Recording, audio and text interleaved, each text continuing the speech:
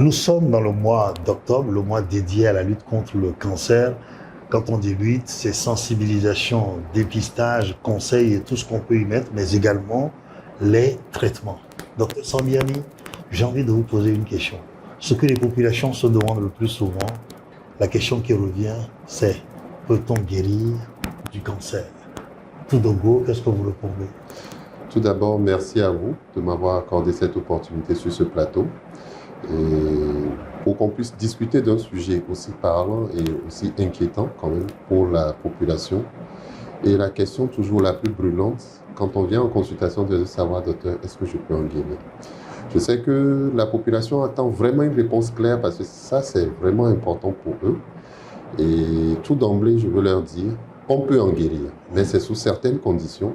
Et c'est ce de quoi nous allons débattre tout au long de ce sujet. Le cancer, peut-on en guérir? Eh bien, oui, on peut en guérir, mais sous certaines conditions. Et c'est de cela que nous allons parler, comme le dit le spécialiste, dans ce nouveau numéro de votre émission. Les spécialistes vous parlent sur SOS Docteur TV. Et notre invité donc, le docteur Maouli Damiao Sambiani, il est chirurgien, cancérologue. Merci donc d'avoir accepté de nous recevoir. Merci à vous aussi de nous rejoindre. Premier élément, nous revenons dérouler cet entretien. Le cancer du sein touche des millions de femmes à travers le monde et constitue un véritable défi sanitaire dans les pays africains. Selon l'OMS, le cancer du sein est la première cause de mortalité chez les femmes dans 19 pays d'Afrique subsaharienne. En 2022, on a recensé 2,2 millions de nouveaux cas du cancer du sein et plus de 606 000 décès dans le monde.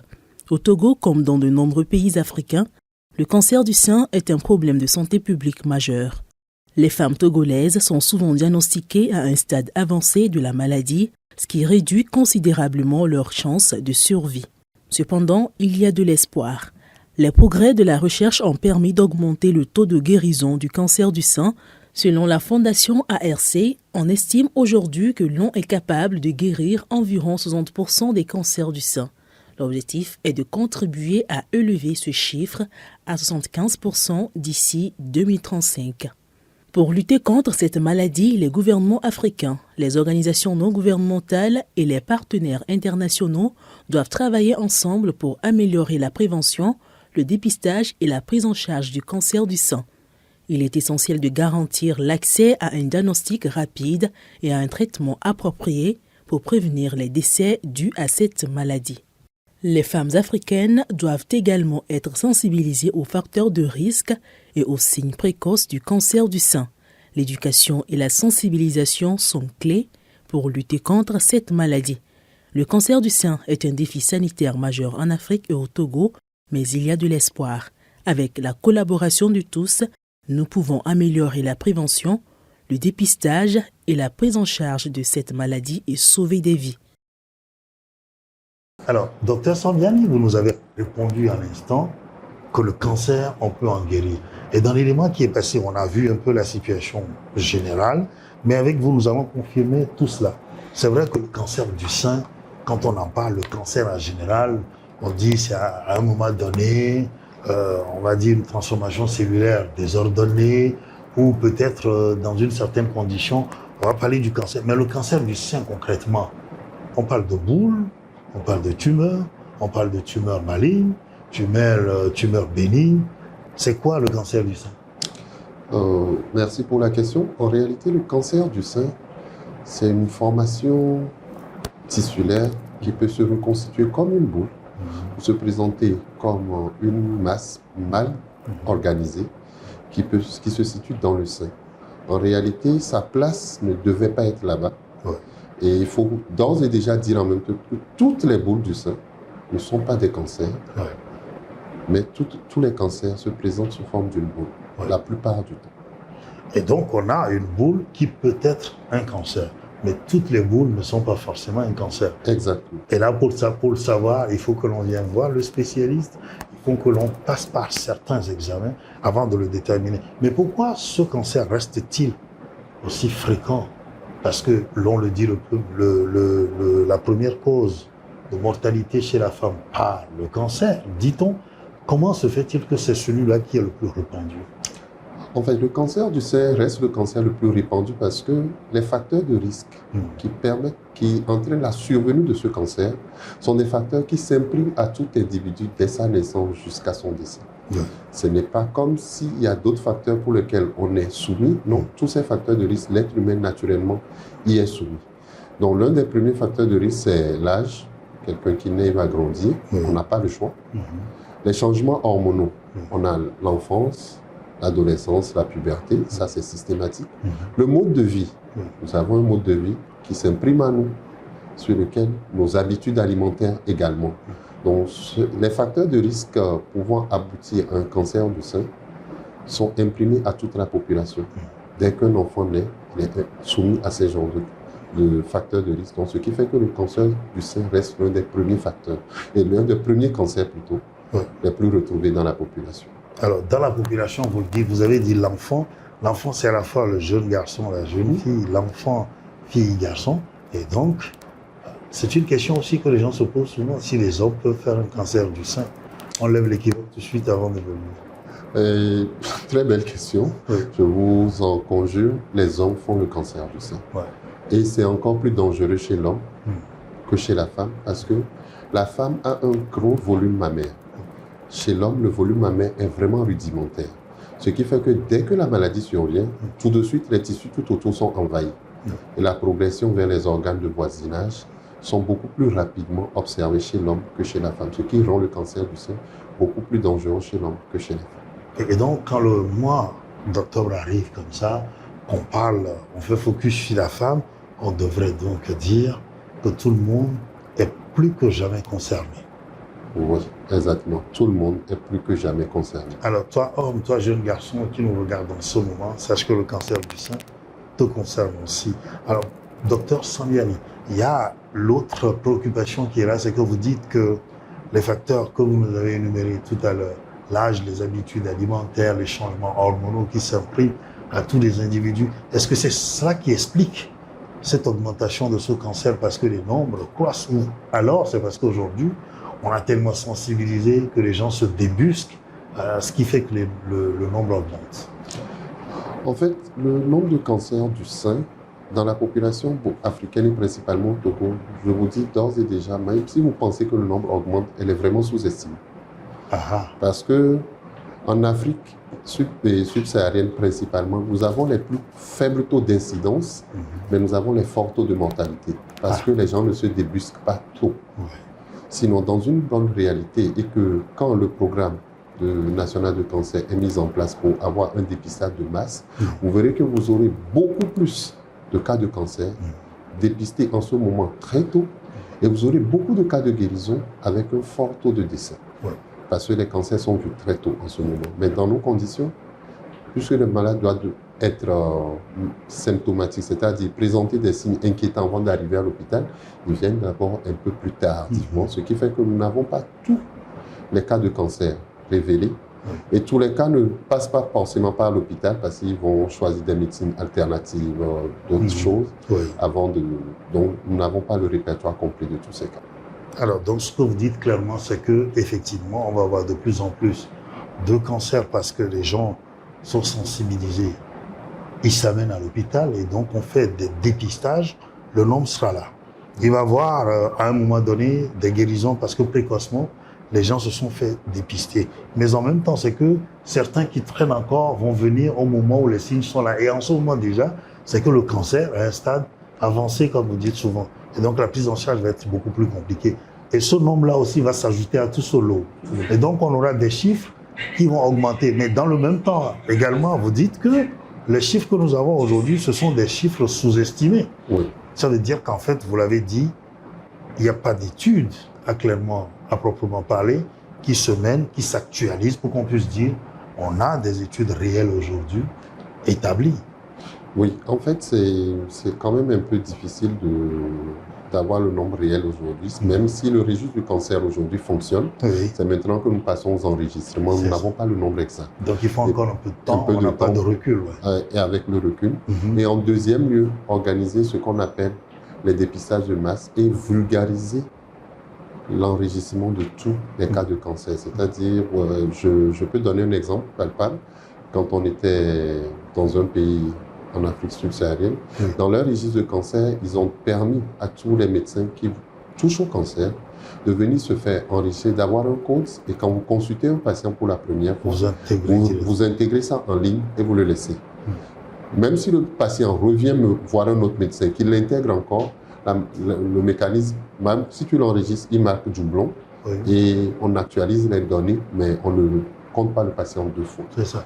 Donc on a les chiffres réels. Et c'était quelque chose de vraiment très intéressant, présenté même en Europe. Les médecins, la population l'a trouvé vraiment super, la population médicale, et ils ont même, eux, opté même à avoir ce modèle. Donc c'est quelque chose qu'on peut répliquer ici également et ailleurs, pour pouvoir avoir des chiffres réels. Oui, c'est des trucs qu'on peut répliquer et c'est à la portée de la technologie de chez nous. Ceux qui l'ont fabriqué, ceux qui ont conçu ces logiciels, ne sont que des gens qui ont étudié sur le continent. On n'a pas cherché une main-d'œuvre ailleurs. Et donc c'est facile, c'est à notre portée. Il suffit de décider de mettre tout ça en place. Avec le programme national de lutte contre le cancer, on verra ce que ça va donner. Revenons-en donc à notre cancer du sein. C'est de lui qu'on parle depuis, mais là, on va aller toucher du doigt, on va dire des choses plus précises. Alors, comment se forme ce cancer-là dont vous avez parlé? Vous dites, à un moment donné, c'est une formation, alors, plus ou moins désordonnée, d'une boule qui va être là, mais qui n'est pas forcément qu'un cancer. Mais cette boule-là qui nous intéresse, qui est un cancer finalement, comment est-ce que cela se forme? Quel temps ça met pour se former? Est-ce qu'il y a des formes plus agressives ou il y a d'autres qui sont, comme vous le dites, le plus souvent silencieuses jusqu'à ce qu'on arrive à des stades qu'on a décrits à l'instant? Oui, en fait, le cancer du sein, dans la plupart du cas, reste plus ou moins silencieuse, mais ça peut donner certains signes d'alerte. D'accord. L'un des premiers signes d'alerte, c'est la douleur dans le sein. Les douleurs dans le sein, c'est ça qui pousse habituellement les femmes à venir consulter parce qu'elles sont des douleurs dans le sein. Et ces douleurs dans le sein, parfois, les poussent à faire ce qu'on appelle l'autopalpation du sein. Elles-mêmes s'examinent, toucher le sein. Oui. Et dans le cas où ils trouvent une boule, ça les conduit à l'hôpital. Mais quand il n'y a pas de boule, en réalité, il faut également venir à l'hôpital. Oui. Parce que c'est en ce moment que nous arrivons à détecter les cancers qui sont, avec le terme dans le jargon médical, nous disons infracliniques, c'est-à-dire un cancer que tu ne peux pas toucher à la main, mais qu'on peut déterminer par les examens complémentaires que nous allons faire. Donc, ces signes d'alerte, quand ça vient, parfois la femme ne ressent rien. Et un de ces quatre, c'est dans l'auto-examen qu'elle touche une petite boule. Parfois, elle est complètement indolore. On se dit c'est rien du tout. Ouais. Et on attend toujours. Et plus tard, la femme va venir consulter parce que le volume commence par augmenter. Ouais. Ou parfois parce que la peau du sein commence par changer. Et c'est en ce moment que la femme vient à l'hôpital vers nous. Donc il y a une boule qui va être douloureuse. Il y a une autre qui va pas être douloureuse, et donc en ce moment-là, quel que soit le cas, qu'on ait fait l'autopalpation où on commence par sentir cette douleur, quand on constate qu'il y a une boule, c'est de venir voir à l'hôpital. En ce moment, on dit cette boule, c'est une boule qui n'est pas un cancer. Cette boule-là, attention, elle peut évoluer vers un cancer. Et c'est là où nous évoquions à l'instant le terme bénin ou tumeur cancéreuse. Éclaircissez cette partie et puis on va évoluer. D'accord. Une tumeur bénigne, en fait, c'est une boule qui est dans le sein, qui ne menace pas le pronostic vital, qui est là, qui n'a pas d'incidence sur la survie du malade. C'est-à-dire ça ne va pas entraîner sa mort. Mais cette boule peut augmenter de taille, augmenter vraiment de taille, mais rester toujours localisée dans le sein. Par contre, le cancer, quand il est là, il augmente de taille, il finit par envahir tout le sein. Alors que sur la boule bénigne, ça augmente de taille, mais le tissu mammaire reste correct. Oui. C'est la boule seulement qui comprime le tissu mammaire. Nous le disons en termes chirurgicaux laminé, mais le tissu mammaire est encore là. Par contre, dans le cas du cancer, le tissu mammaire est détruit complètement. Et quand ça finit d'envahir le sein, ça évolue vers les ganglions et ça évolue vers les organes de voie générale. L'un des premiers organes que ça peut toucher, ce sont les poumons. Ils sont juste en arrière dans la cage thoracique, qui sont en arrière des seins. Et c'est l'une des complications redoutables parce qu'en ce moment, la vie du patient, vraiment, est en danger. Le pronostic vital, comme vous le dites en ce moment-là, est engagé et il faut agir vite. Alors, ce que nous disons dans cette émission, c'est que l'on n'arrive pas à ce stade-là. Donc, on commence par rentrer dans le long tunnel de la batterie de soins qu'on propose aux patients. Alors, vous l'avez décrit, on a une boule qui est là, qui va évoluer, qui va envahir tout le sein. C'est là où la peau change d'aspect, comme vous le disiez à l'instant. Une autre boule qui est là, qui va prendre du volume, mais qui, quelque part, n'engage pas la vie du patient. Mais sauf que c'est peut-être l'esthétique, le sein qui commence par prendre... Voilà. C'est pas ça vraiment qui nous intéresse, sauf que peut-être on aura le temps, dans une autre émission, d'en parler, parce que cette boule-là aussi, il faut s'en occuper.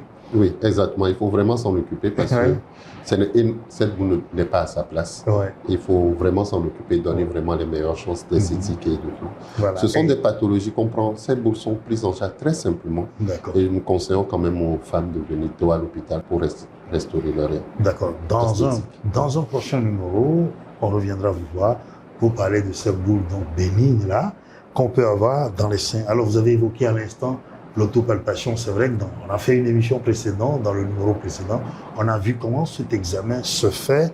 On a montré un peu comment les femmes doivent appliquer les gestes pour pouvoir détecter véritablement s'il y a une boule ou bien il y en a pas carrément. Mais la question aussi qui revient pour Dr Sambiani, c'est que vous avez évoqué l'âge. Alors, le dépistage, on le fait systématiquement à tout moment ou on va le faire à un âge donné?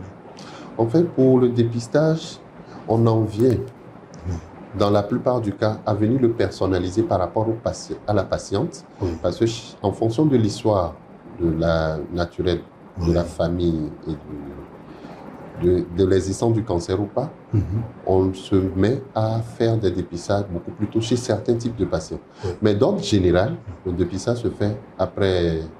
En Europe, on vous dira 50 ans, mais chez nous, en Afrique, ici, on se base toujours entre 40 et 50 ans. Où vous allez faire l'autopalpation chaque mois, après les règles, pour les femmes qui sont encore en activité génitale. Et pour les femmes ménopausées, elles choisissent toujours un jour dans le mois où elles le font systématiquement.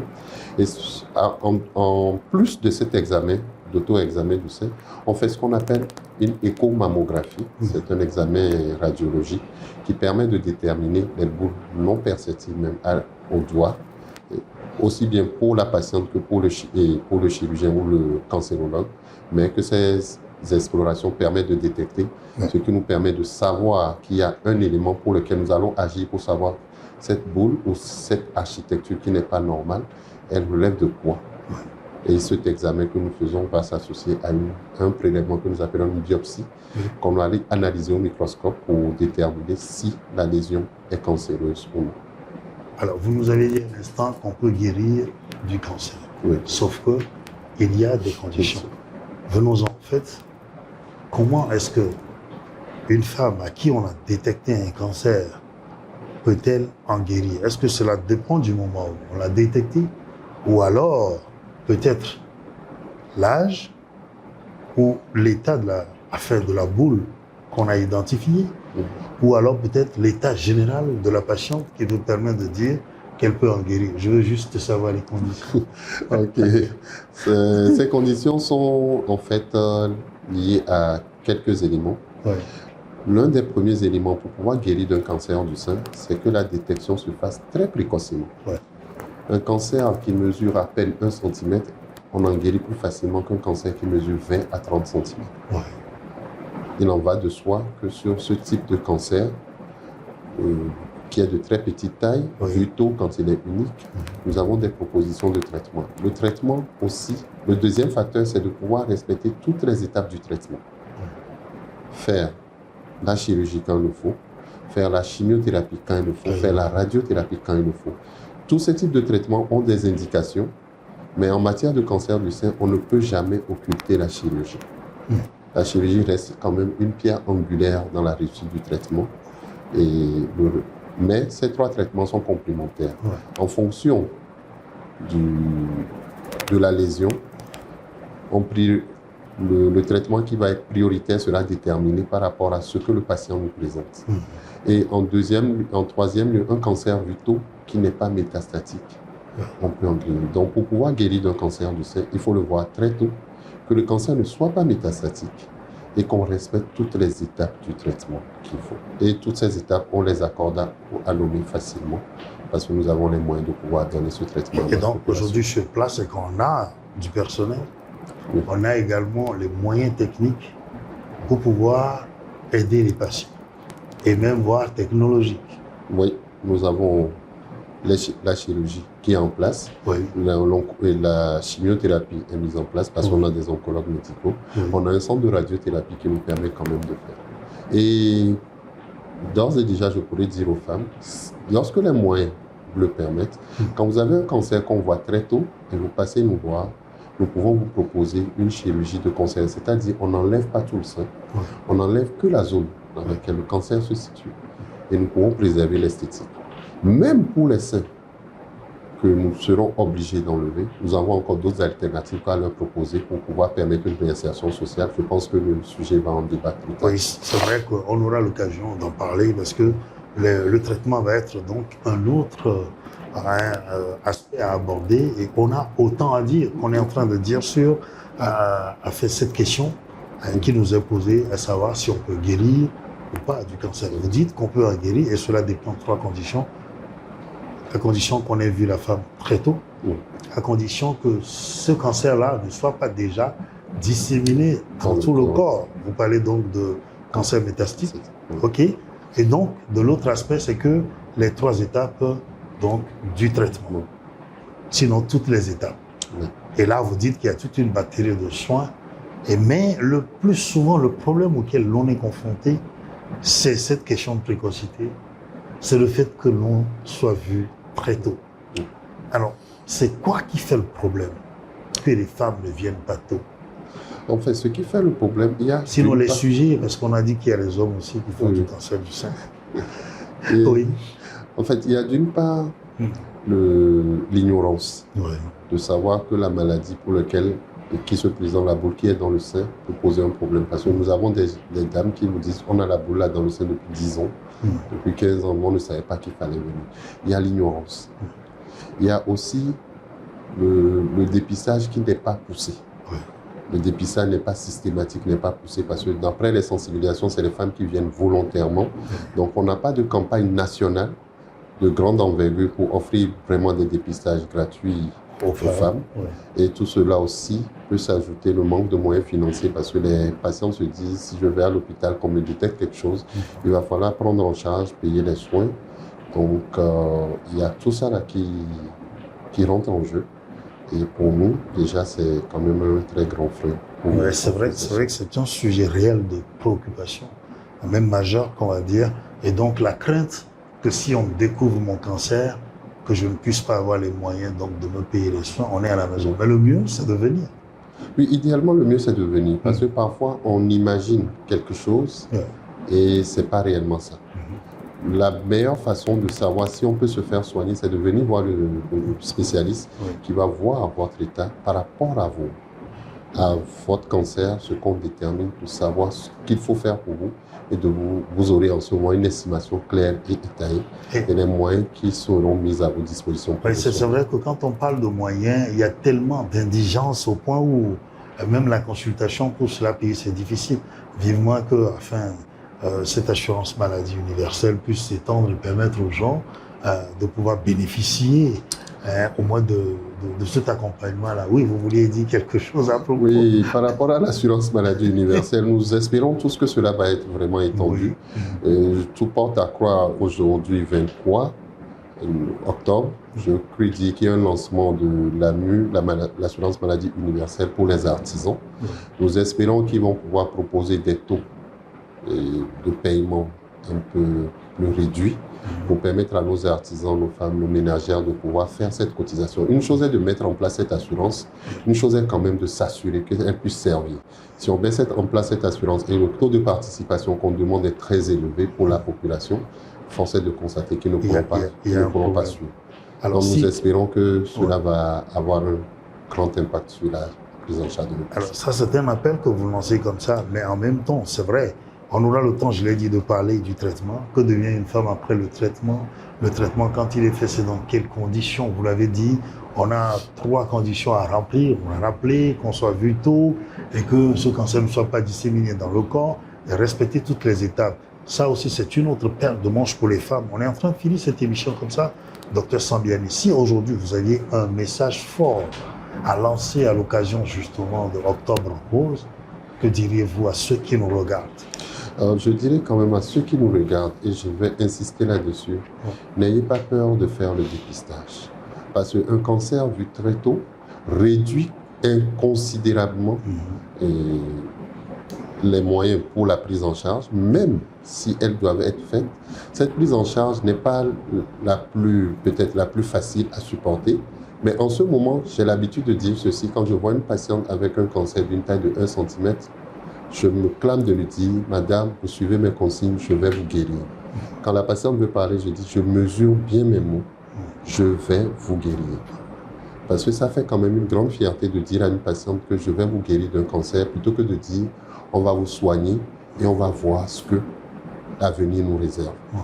Et ça change un peu la donne. Donc venez, faites un dépistage précoce pour que nous puissions galvaniser le torse et vous dire, nous allons vous guérir de votre cancer. Nous allons vous guérir de votre cancer, vous dira le docteur Maouli Damiao Sambiani. Il est chirurgien cancérologue, c'est lui qui parle, c'est lui qui est le spécialiste. Il sait ce qu'il dit, il mesure, c'est bon. Venez vous faire dépister. Le reste, c'est un autre parcours et il y a toujours de l'espoir. Vous les hommes également, vous êtes concernés. À la fin donc de cette émission comme ça, je vous dis merci d'avoir accepté de nous accompagner encore pour ce moment. Je l'ai dit, nous reviendrons vous voir pour tous les autres aspects du traitement. Et puis le post-traitement également, qu'est-ce que ces femmes deviennent, vous l'avez dit, parfois le sein n'est plus là, qu'est-ce qu'on prend pour le remplacer, parce qu'il faut l'esthétique et puis le confort de vie. Restez fidèles à notre chaîne et l'œil rivé à cet écran. Le meilleur, c'est ici.